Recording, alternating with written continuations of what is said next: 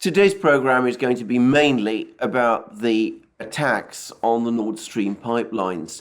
I say attacks because it is now the absolutely accepted consensus, shared by everybody, including of course myself, that these were targeted sabotage attacks against the Nord Stream pipelines, certainly not accidents, certainly not the results of earthquakes or any of those things. Before I do that, however, I'm going to quickly do, as I traditionally do, a quick summary of the news from the Ukrainian battlefronts. Briefly, all is quiet on all the fronts, apart from the two that I've been talking about before, Bakhmut, where there's been more reports of more Russian advances, and Liman or Krasny Liman, where the Ukrainians are continuing their offensive. Now, yesterday, I discussed comments, suggestions by some Russian commentators that the Russians might be preparing some sort of operation in Liman to cut off and encircle a Ukrainian military group that had advanced perhaps very far, was vulnerable to attacks on its flanks, and might therefore be ripe for encirclement. Well, there's been no sign of anything like that over the last 24 hours. On the contrary, all the evidence is that at least on the Liman front, it is the Ukrainian military which slowly and gradually continues its attempts at advancing towards Liman, suffering apparently quite heavy losses in the process. And I'm starting to think that the Russian plan on the Liman front is not to destroy Ukrainian military formations there, not at this time, but rather a holding operation whilst the defences in Lugansk region, northern Lugansk region, which would have been the ultimate target of a Ukrainian offensive passing through Liman, to build up those defences in Lugansk region and basically wait this offensive out. In fact, it seems to me that what the Russians have basically been doing ever since Ukraine started its offensive, or if you prefer, various offensives at the beginning of September, is essentially hunker down, allow Ukraine to gain ground in a few places, expend large amounts of military equipment and ammunition. In doing so, there are some reports now that Ukraine has lost something like 60% of the tanks it was supplied by the Western powers, with shortages, with the West now finding it struggling to replace these tanks with Soviet models. In fact, Slovenia, one of the NATO countries, has now had to supply Ukraine with T-55 tanks from the 1950s. The T-55, by the way, is a tank whose origins were in a design which was completed in the 1940s. So we're talking about a pretty old tank, modernized in some respects, but still hardly a tank suitable for operation on the battlefields. And one also gets reports that Ukraine is again starting to run through its ammunition stocks. I've even seen one or two reports which suggest that HIMARS ammunition is now beginning to run low as well. And of course, there's also been reports that Ukraine is suffering heavy losses obviously on the Kherson battlefields, which I've talked about in the past, heavy losses in the Liman or Krasny Liman area. The Russian Ministry of Defense, by the way, in its latest report, also spoke about heavy Ukrainian losses in this area too. So I suspect this is the Russian plan. Hunker down, let Ukraine make a few ephemeral gains, lose vast amounts of ammunition, men, and machines in the process, setting up the situation after the autumn rains and the bog, which apparently is now expected in about 2 weeks' time, setting up the situation for the major Russian offensive, which is to come when the ground starts to harden. And by the way, on that topic, there's been a lot of flesh-creeping talk, which I've been picking up in places like the Daily Telegraph, about a steady build-up of Russian armoured power on the border with Kharkiv region. And this is all coming, of course, from Ukrainian sources. So that seems to me to be, at the moment, the situation on the battlefields. I can discuss this in more detail, but I think, given that I want to focus today on Nord Stream 1 and Nord Stream 2, I'm not going to. So let's now turn to these attacks on Nord Stream 1 and Nord Stream 2. As I said, there's no doubt at all that these were attacks. These were actually planned, well-organized attacks. Now, why and who? Well, the why, I think, is not in itself difficult to understand. We can come to an obvious conclusion right from the first point, which is that, of course, whoever did launch these attacks on Nord Stream 1 and Nord Stream 2 doesn't want gas flowing through these pipelines to Europe. Now, that, however, begs multiple other questions, because, as we're going to discuss in a moment, that does lead to interesting questions about who.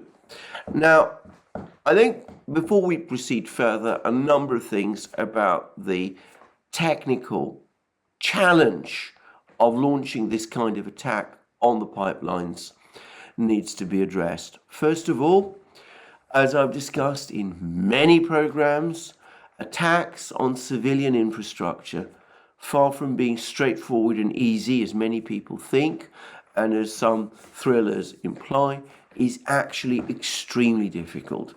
Undersea pipelines are going to be particularly difficult targets. They're going to be built to withstand enormous pressures, both from the gas within them and from the sea outside them. And of course, many of them are in deep waters, though it seems that some of these attacks, at least, were in relatively shallow waters, relatively shallow meaning around 80 to 90 meters. So, whoever carried out these attacks must have a great deal of expertise and ability to plant explosives in a way that can rupture massively over-engineered underwater pipelines. And that immediately points, or so it seems to me, to a major power, to a decision taken by a state. It's absolutely inconceivable that some kind of rogue actor, some kind of terrorist group or extremists or somebody of that kind could have done this by themselves. They wouldn't have the ability either to operate below the sea or to know how to plant these explosives or to possess explosives in the necessary quantities, and I suspect, though I'm not an explosives expert, to have the right sort of explosives that can be successfully used in this sort of operation. They will also have to know quite a lot about the layout of the pipelines and also about the monitoring systems of these pipelines, which will presumably be extremely extensive. There will be lots of equipments, probably undersea cameras, vibration devices, sound devices, able to keep track of what's going on around the pipelines to make sure that the pipelines themselves are operating normally. This equipment would obviously be there, this partly to prevent interference with the pipelines, but also, I would have thought, to make sure that if there was a problem, a rupture somewhere or something like that, that the area where it had happened could be located quickly. So this is a very sophisticated operation, and one which could only have been carried out by a major power. Now, which one? Well, one country obviously has a massive interest in preventing gas passing through pipelines to Europe from Russia, and that country is Ukraine. So could Ukraine have done this? To be straightforward about it, I don't think so. I mean, first of all, Ukraine doesn't actually border the Baltic Sea. I think it'd been fairly difficult for them to gain access to the Baltic Sea. And remember, this would be a complex operation. It would take time to carry out. You'd need both underwater and, I suspect, overseas craft. I think it would have been a very difficult operation for Ukraine to carry out. Bear in mind also that Ukraine has been launching lots of attacks on infrastructure. They've launched attacks on the Zaporozhye nuclear power station. This has now even been admitted in the New York Times. They've been also shelling repeatedly the Antonovsky Bridge in Kherson region and the dam at Novaya Kakhovka. Also in Kherson region. And though they managed to do some damage to both of these bridges, they've not been able to destroy the structure of either of these bridges. Well, obviously, an undersea water attack is a different thing from shelling something. But to be frank, given that we are talking about an operation an order of magnitude more sophisticated than the attacks on the Antonovsky Bridge and the dam at Novaya Kakhovka, I can't really see that Ukraine can have been fully or directly involved. Maybe some Ukrainians were involved, maybe the Ukrainian government did participate in some way. We'll come to that in a moment. But if so, it must have done so in a strictly secondary capacity. And to be frank, I think even that unlikely. So, other possible culprits. Poland has often spoken about the wickedness of sending gas through pipelines from Russia to Ukraine. And as President Putin of Russia never ceases to remind us, the Poles have in effect stopped the Yamal pipeline from providing gas to Germany by redirecting its flow from Germany to Poland. So the Poles have a long-standing history of virulent objection to these pipelines.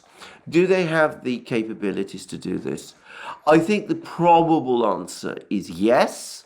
And I have to say, I do think there are some people in the Polish government who are probably capable of ordering this sort of thing.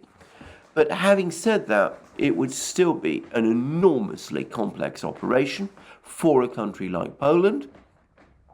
And I can't help but think that if it were carried out by a country like Poland, a country which is on rocky terms with its two giant neighbours, Russia and Germany, I can't help but think that the Poles would be taking an extreme risk, and it would be something that would also probably have been detected. This looks to me like the work of a great power. Now, which great power? Well, it seems to me there's 4 countries in Europe that do have this capability. They have the military forces to do it. Russia, the United States, France, and Britain. Now, notice I'm not including Germany. I suspect the Germans again could carry this out. But for various reasons, I think it's most unlikely that they did. And I'm going to come to that again in a moment. So, which of these 4 powers might have done that? Well, I don't think it was France. It's too remote from this area. That's purely a guess, but I'm not going to spend any more time talking about France. Let's talk about the other three. Russia. Now, the Russians, at this moment in time, are not selling very much gas to Europe. They built Nord Stream 1 and they built Nord Stream 2. And Nord Stream 1 was very much a feather in their cap. It was something that sealed the economic relationship between Russia and Germany. And it was anticipated that Nord Stream 2 would take this a whole big step further. Why then would the Russians want to destroy these pipelines? Now, I have to say, I've seen various theories, but I can't really understand them. On the one hand, the Russians cannot be forced to send gas through these pipelines. So blowing up the pipelines doesn't mean that doesn't give the Russians some capability which they don't already have. They can simply switch off the tap at source and can do so at any time. And in fact, they've done so. So that doesn't seem to me to make much sense. It's perfectly true that gas levels from Russia to Europe have been significantly reduced.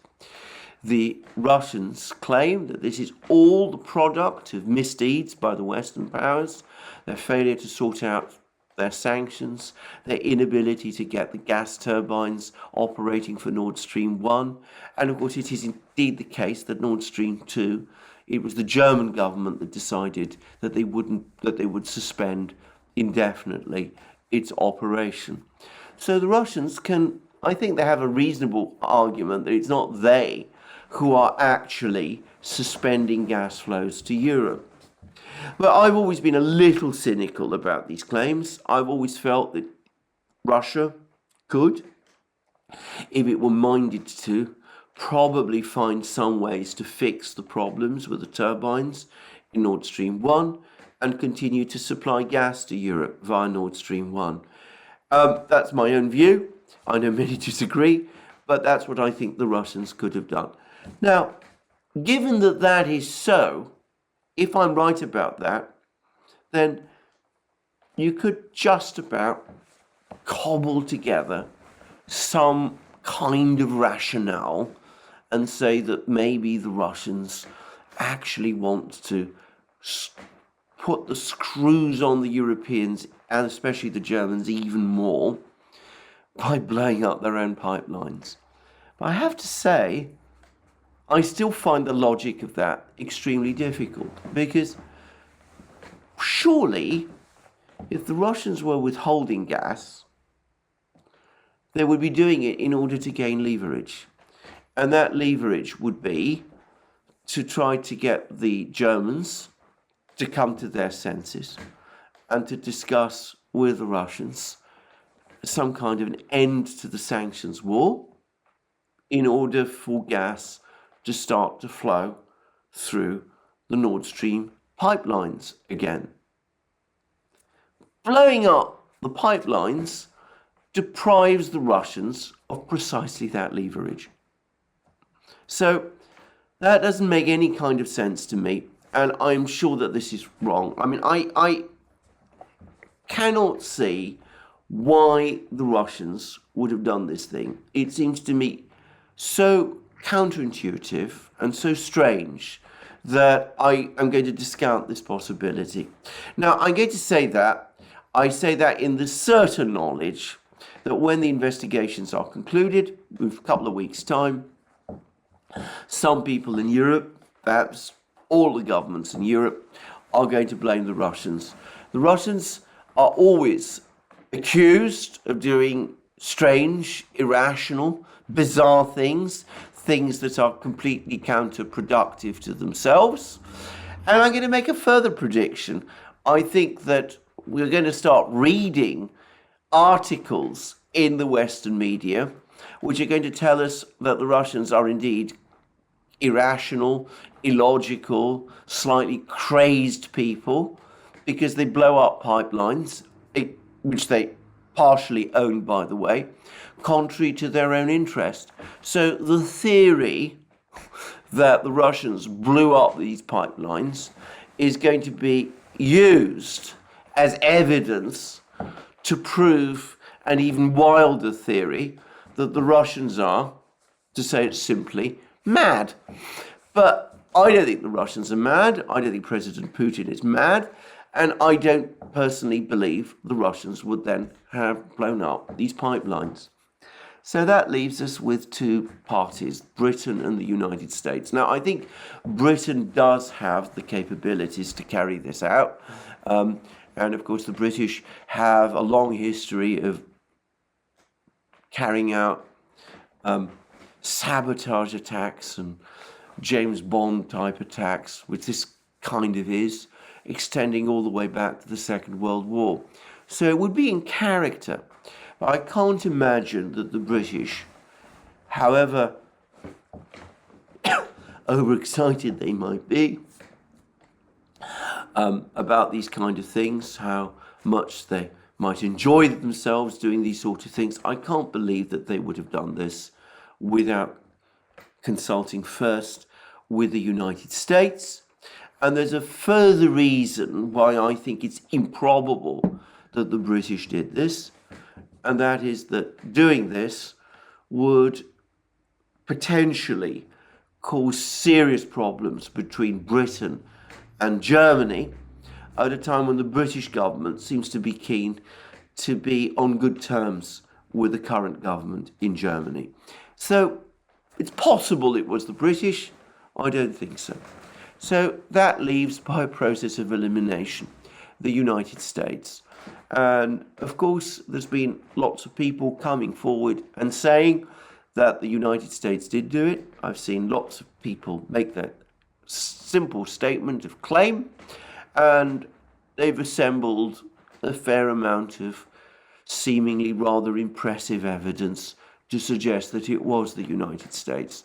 For example, there is that comment President Biden made back in February that if Russia invaded Ukraine, the United States would make sure that Nord Stream 2 never came into operation. And many people think that this points to an intended sabotage operation against Nord Stream 2 and presumably Nord Stream 1 as well. And of course, there's also been the fact that the US Navy has been busy in the Baltic Sea recently. Now, I think the second point, actually, about the presence of the US Navy, for me at least, carries rather more traction than President Biden's comments made back in February, because I don't know that President Biden actually meant very much by them. But if we come back to the presence of the US Navy in the Baltic, and the fact that this operation, as it is a complex operation, probably one which I'm guessing would have taken several days to arrange, and which would have required both undersea and oversea craft, well, you would presumably want to have some degree of control over that area of the Baltic Sea. Now, the Baltic Sea isn't exactly a NATO lake. The Russians have a presence on it. St. Petersburg is there, is on the Baltic Sea. Kronstadt, a major Russian command post, is also on the Baltic Sea. The Russians also have naval forces in Kaliningrad. But it is a fact that overall and by and large, it is NATO nowadays, unlike the situation, by the way, in the Cold War, that has a predominant position, a preeminent position on the Baltic Sea. So that makes it easier, it seems to me, for the Western powers, specifically the US, to carry out this operation, rather than the Russians, who would be trying to carry out an operation like this in what might be potentially hostile waters. So I do think that the evidence points to the United States. I'm not going to say definitively in this program that it was the United States that carried out this attack. I say that because, as you will have noticed, this is all that I have set out here is essentially a chain of inference. And that can be useful in an investigation, but it's certainly not evidence, and of evidence at the moment we have very little. There's supposed to be an investigation going to be carried out. Apparently it has to wait 2 or 3 weeks for the turbulence of the sea as the gas escapes to die down, and only then will it be possible to carry out an investigation of these pipes and arrive at some tentative conclusion as to what happened and who might have been responsible. That investigation, of course, will be carried out by the Western powers. Gazprom has pointed out that it is a part owner of these pipelines and therefore has a right to participate in these investigations. If you think that's going to happen, then I have a bridge to sell you. So this will be a Western-controlled investigation, and I'm afraid because of that, I can only say that it's going to point inevitably towards one outcome, which is that the Russians were responsible. But anyway, we don't have actual evidence about who did it. Radek Sikorski, a former Polish foreign minister, has tweeted, "Thank you, USA," and some people have jumped on that and said that this man is connected to the CIA. He's married to Anne Applebaum, a well-known neoliberal journalist in the United States, a person with a long history of hostility to Russia and the Putin government, and indeed to Germany as well. But I have to say that I don't know that Radek Sikorski is particularly well informed about these affairs, and I'd be astonished myself if anybody had actually told him before this operation was carried out that it was in fact who was going to carry this out. There's one other clue which is factual and which may point to the United States, which is that supposedly back in the summer, the CIA allegedly, this is according to the German media, tipped off the German government that some attack on Nord Stream 1 and Nord Stream 2 was likely to take place. And that does imply a certain degree of foreknowledge. Now, I would have thought that if the US had that kind of information and was providing it to the Germans, and if that information clearly pointed to Moscow, then there would have been some follow-up diplomatically with the Russians. It seems to me that the fact that that didn't happen suggests that the US had pre-knowledge of these attacks, possibly because it was going to carry them out itself, and it was giving the Germans, in effect, notice that before very long, these pipelines would be out of order. I haven't mentioned one country, and that is Germany, and I think perhaps before I proceed further, I will explain why I don't think the German government itself is responsible. And that is simply this. For all the policies that the German government has been following since the Ukrainian crisis exploded in February, up to then and before then, Germany and Russia had a very close economic relationship indeed. I think that even Chancellor Scholz's government knows that if news were ever to leak out that the German government itself was sabotaging pipelines, bringing gas from Russia to Germany, the uproar in Germany would be so great that it would be inconceivable that the German government would survive. And I say that because, in fact, there have been growing protests in Germany about the energy shortages, which have included demands for the opening of Nord Stream 2. So I think it would be far too risky for the Germans themselves, the German government, to have carried this thing out. Politically, it would have been far too dangerous for the politicians in Berlin. And I don't think, to be straightforward about it, that they have that kind of commitment, that sort of fanatical commitment to this course that they've now undertaken from February, to be the sort of people who would carry out this kind of attack. So it seems to me that the Germans were given a tip-off by the Americans that Nord Stream 1 and Nord Stream 2 would be out of operation. But the fact that that tip-off was given by the Americans actually, for once, tends to point to the Americans themselves. Now,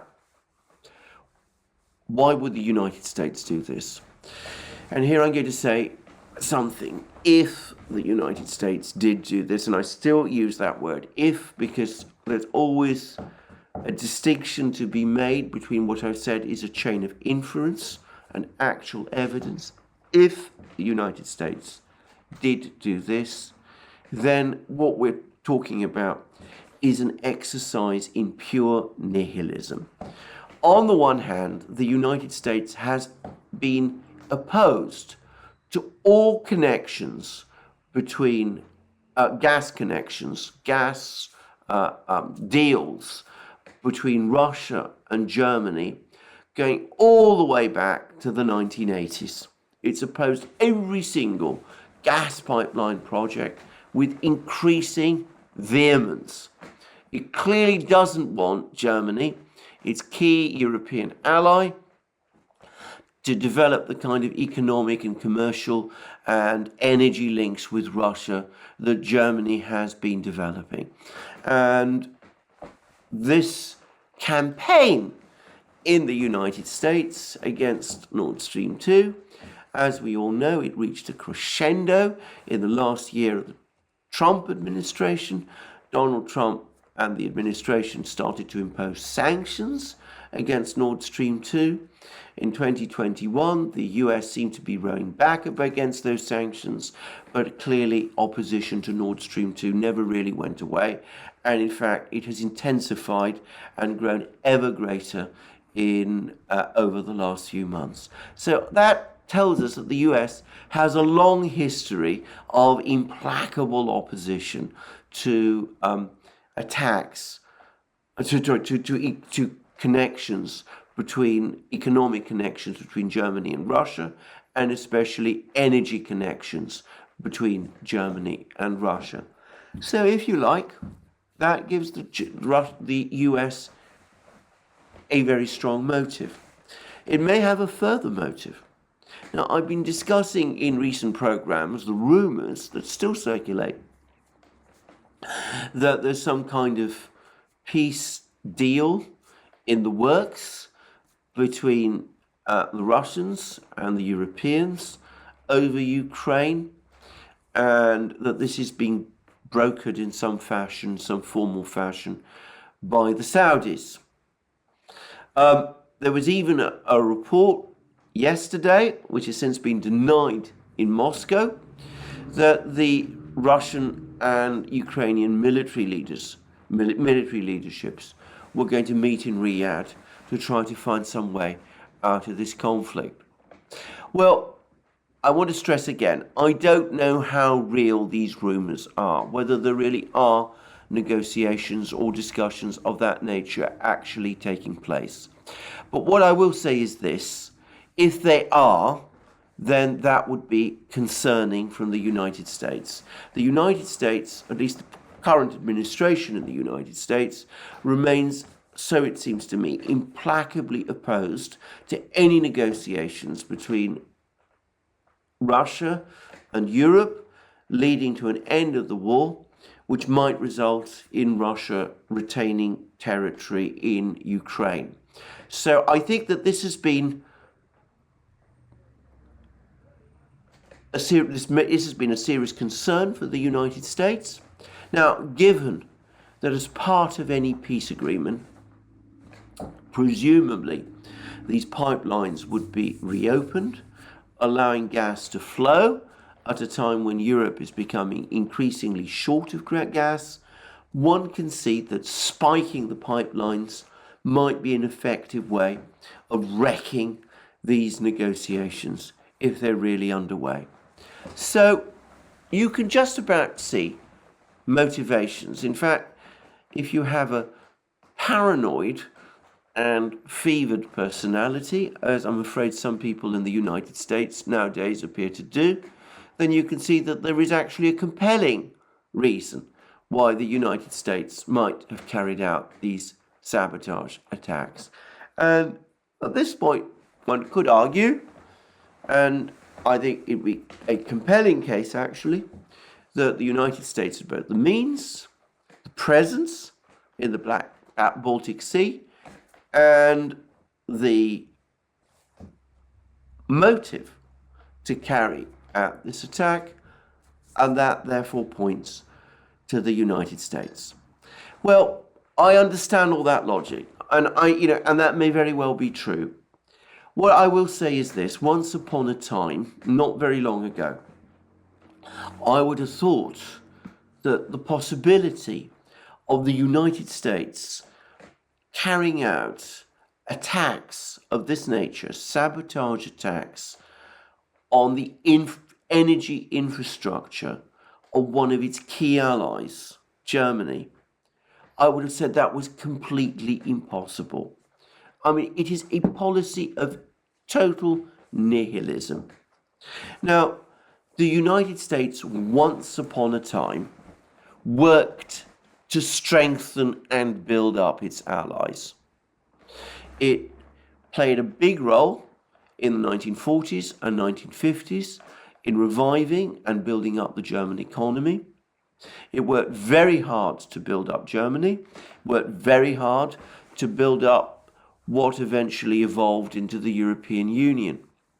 It sought, in those days, strong allies, and it was concerned to maintain and preserve their prosperity, because the United States in those days realized that having strong allies made the United States geopolitically stronger, and having strong economic partners made the United States itself ultimately richer.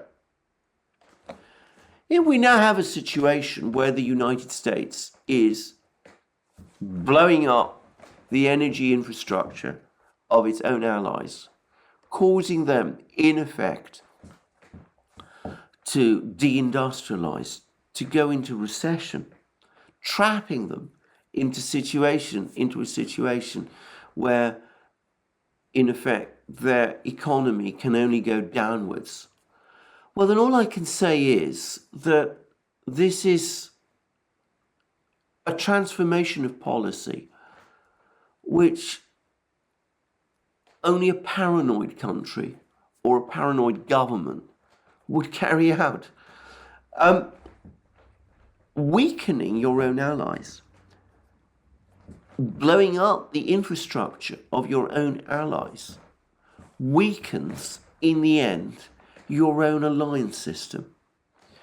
And if the truth of this, assuming the United States really was involved, if the truth of this were ever to come out, I mean, it would be bound to have a massive negative effect in Germany. So it would require, as I said, an extraordinary paranoid state of mind to do this.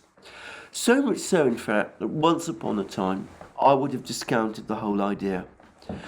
Unfortunately, nowadays, I cannot do so. And I cannot do so especially with this administration that is now in office. It seems to me that ever since it gained office, this administration has been behaving in extremely reckless and dangerous ways. To give just a few examples, it has been, as I discussed in recent programs, sending messages to Moscow about use of nuclear weapons, which the Russians are almost certain to regard as threats, even and at the same time it is giving conflicting signals to China over Taiwan, with the President of the United States repeatedly saying, in a way that no doubt, I have no doubt, shows that this is his real intentions and beliefs, that the United States would defend Taiwan in the event of a war between Taiwan and China, with the President obviously knowing how dangerous that would be. So we've had a succession of extraordinary reckless moves. We've seen the United States under this administration taking extreme, provocative steps, which, to be frank, I cannot imagine any other administration previously taking. And this has all happened alongside a climate which, I'm going to say straightforwardly, looks to me to teeter on paranoia and hysteria about many issues, including many of the domestic issues in the United States itself.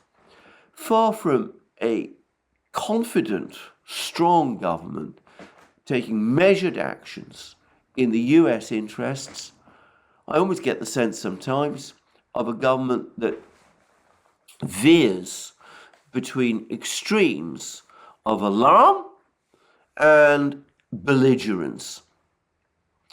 So I cannot say that the United States didn't do this thing and that the administration would not have authorized it.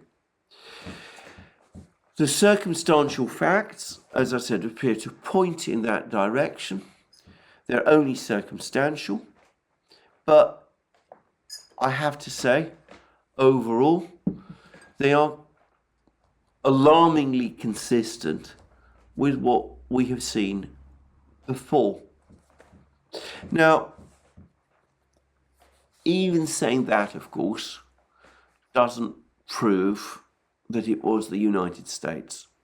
I have difficulty, as I said, coming up with a coherent explanation why anyone else, the Russians specifically, would have done this sort of thing.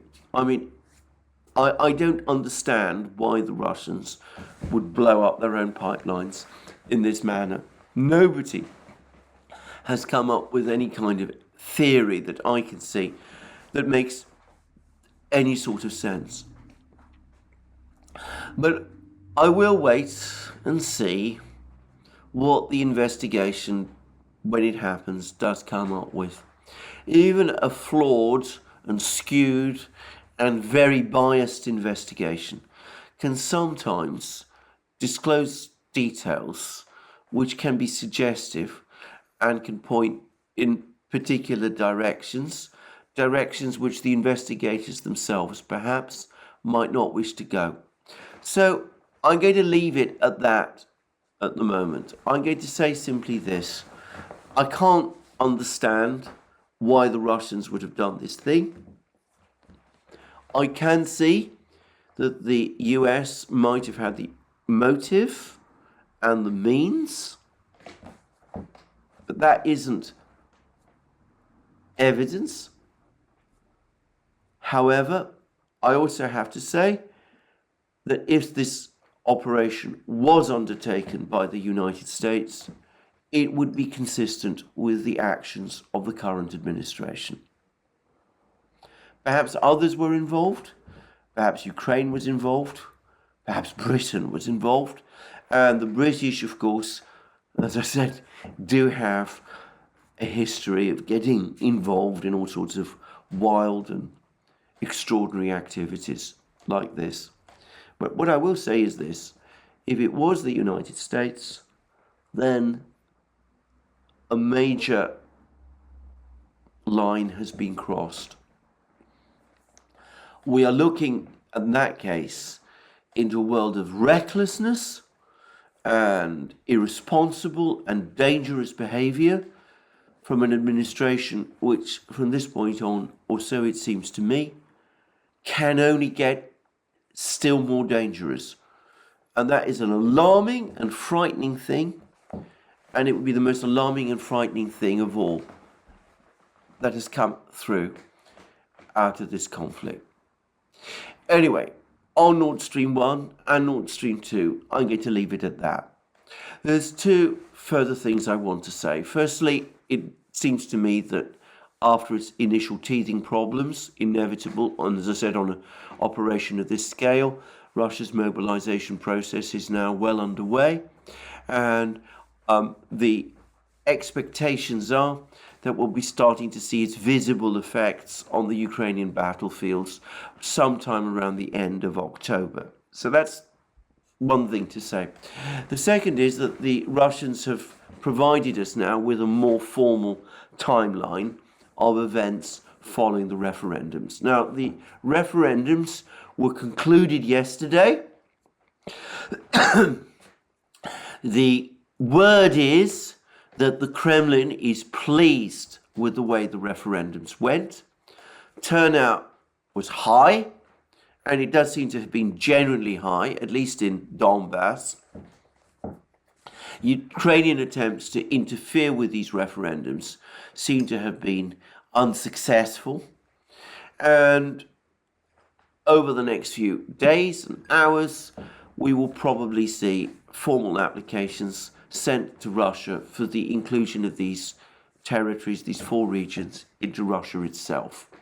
Now, the Russians, there were some suggestions that the Russians would call an extraordinary meeting of their parliament, the Federal Assembly, either today or tomorrow, to rubber stamp the inclusion of these regions into Russia. And it was also suggested that President Putin would address the Federal Assembly tomorrow when he would agree to the inclusion of these four territories into Russia. Well, we've now been given rather more structured dates. The Speaker of the upper house of the Russian Parliament, the Federation Council, Valentina Matviyenko, who is the I should say that it's the upper house, the Federation Council, that here makes the key decision.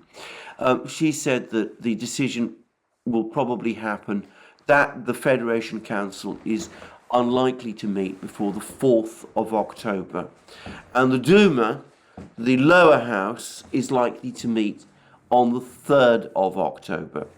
So it looks like Monday and Tuesday of next week, rather than this week, with a final decision possibly made on Tuesday or Wednesday. Now, some people are trying to read implications into all of this. I think that there's been some suggestions that these decisions have been put back, perhaps to allow space for diplomatic activity or something of that kind. Frankly, I don't think so. And in connection with suggestions that the Russians delayed these decisions because of the attacks on the pipelines, and the pipeline attacks have made them nervous in some fashion, I'm going to say straight out that doesn't seem to me at all likely, because I recall reading Matviyenko, I recall reading on TASS comments by Matviyenko saying that the meeting of the Federation Council would be on the 4th of October, and that she said this before news of those pipeline attacks trickled through. So I don't think that these two events are connected in any way. I think that the reason that this has happened in this way is that the Russians don't want to look hurried as they make these decisions. And I think that's an understandable decision. I think that they feel that if they pressed ahead and made these decisions immediately, it might suggest that there's some reasons, that there's some concerns, and I think about the situation on the battlefronts, for example, and I think the Russians are keen to avoid giving that impression. So one way or the other, I expect that by the middle of next week, these 4 regions will be recognized as by Russia as part of its own territory. Now, as to the significance of that, I'm going to also suggest that shortly after that, we will have the formal announcement from the Kremlin and the Defense Ministry that the military operation in Ukraine has been upgraded to the counter-terrorist operation which we've been hearing about.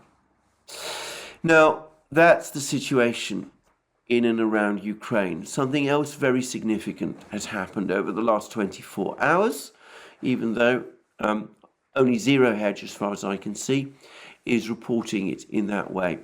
And that is that the Bank of England has now been forced to return to the gilt market, that's the British government's bonds, and is starting to buy British government bonds again.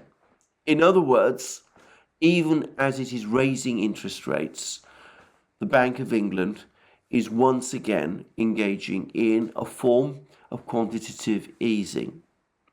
Now, I have to say, that is an astonishing development, and it does make me wonder whether we're going to start to see other central banks before long doing the same thing.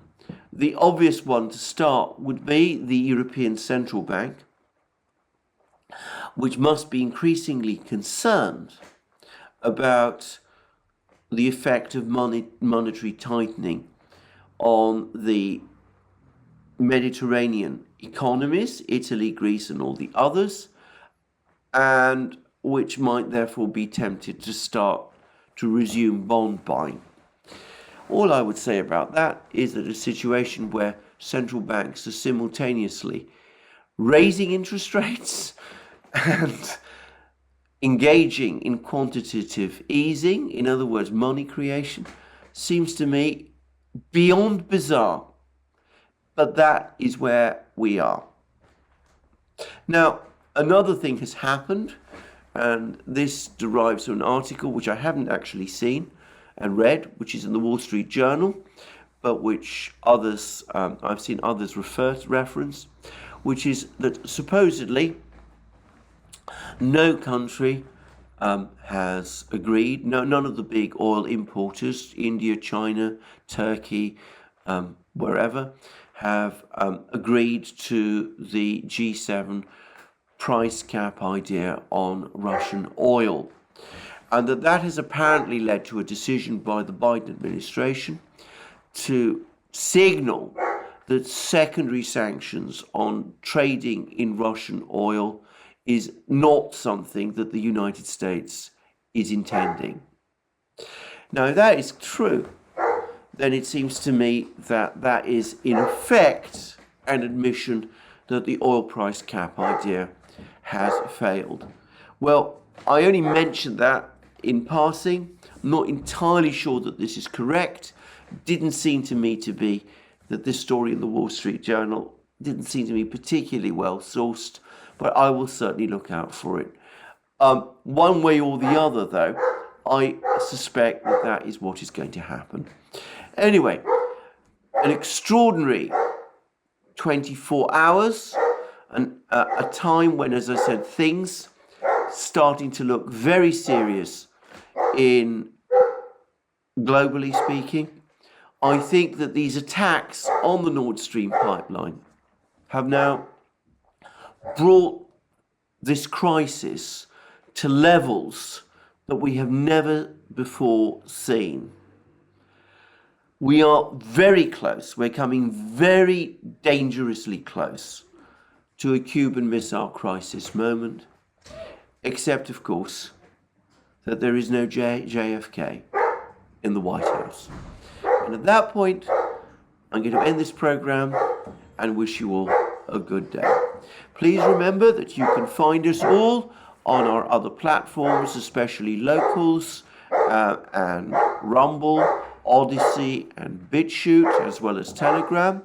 And please remember that you can find me on Locals every Wednesday, including this Wednesday, at 1400 hours, Eastern Standard Time, when I do my live streams on Locals, which are exclusive to Locals.